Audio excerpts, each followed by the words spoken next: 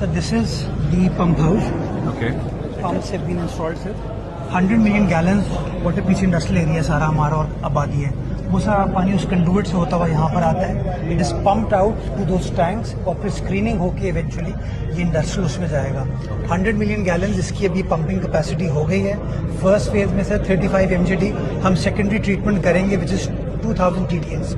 We've already engaged with the industrialists that we want to sell it for industrial water, and they are ready and willing. So we will be hopefully in the next 7 to 8 weeks we should be able to consummate this transaction, inshallah. सारी आबादी है पीछे. Okay. This is the PS 114 that I was telling you about. Sir यहाँ से सारा पानी आएगा. This is the tank. Please.